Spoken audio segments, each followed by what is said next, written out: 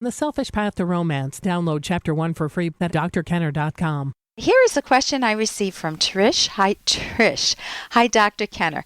We currently live with my husband's brother and his wife, Anna. Anna is 25 years old, and she's studying psychology at the university. Anna acts very strange at home. She has 2 cats, but never pets them and wipes off the furniture before sitting on it.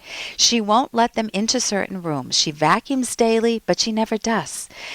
Anna has difficulty dealing with any changes in her daily schedule. She's a chronic complainer about the most insignificant things, and she's unable to make decisions. Try going out to eat with her and see how long it takes for her to decide what to order. It's embarrassing. Anna wants to go to grad school but lets deadlines slip by. She wants to buy a house and has looked online hundreds of times and can't decide what neighborhood to live in. She gets very anxious about driving any place new. She can't deal with stressful situations. At work, an old lady passed out in front of her. Anna froze and did nothing. She didn't even attempt to help her or call 911. She has a hard time forming opinions. She never talks politics or religion. She keeps conversations simple about her cats or what she wants to cook. It's funny, it's about her cats. I'm having a really hard time getting along with her because I always just feel like screaming at her for not being able to make decisions and for constantly complaining. Maybe if I understood her better, I might be more sympathetic. Does she have some kind of disorder, or is she just weird? Thanks, Trish. Trish, I have 3 points to make. One is about Anna, one is about reaching out to her, and one is about choices for you and your hubby if the situation's not working out. So first, about Anna. Anna is in desperate need of thinking skills and a rational philosophy. You can see the personal devastation caused when someone feels unable to cope with the world and who judges themselves to be unable to make decisions or form opinions. You can also see how it damages her relationships with you especially, and I suspect it damages her marriage. Anna's example shows us if your mind is your motor in life, your method of survival, then if you don't know how to use it to set personal goals, to make rational decisions, and to take productive actions, you will drive yourself batty. You need to answer the question, is it okay for me to set personal goals, or should I live in the shadows of others, always trying to please them? That is the key question to answer accurately in order to set a proper standard for judging and making decisions in your life. What emotion do any of us feel if we don't trust our minds? Among others, a key one is paralyzing anxiety. So obviously, I don't know Anna's specific thoughts, but here are some possibilities that are causing her anxiety. Hey, I got to interrupt this because we've got to pay some bills. 30 seconds, that's it. A very quick ad, and then Alan will be back. Romance. I wish I knew more about what girls want from a relationship. Boy, I wish I knew more about what I want. Where's that ad I saw? Here it is. The Selfish Path to Romance, a serious romance guidebook. Download Chapter 1 for free at selfishromance.com and buy it at amazon.com. The Selfish Path to Romance. That is interesting. So obviously, I don't know Anna's specific thoughts, but here are some possibilities that are causing her anxiety.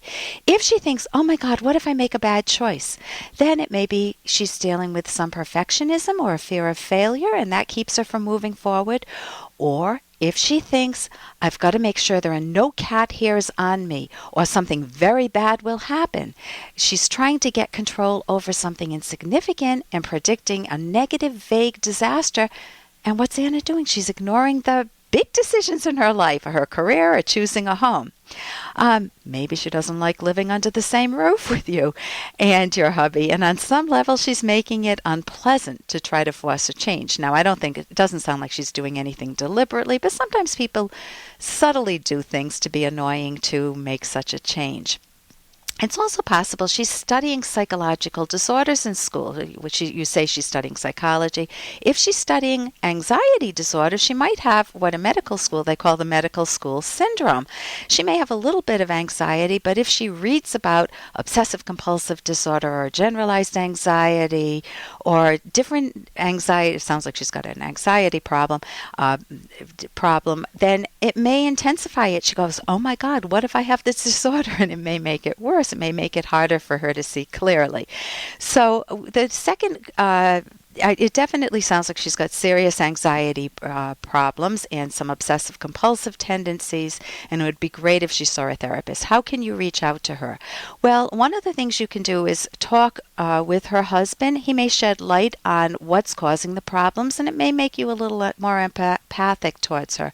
Maybe she had a highly emotionally abusive mother or some trauma that she went through that makes you feel like you want to reach out to her.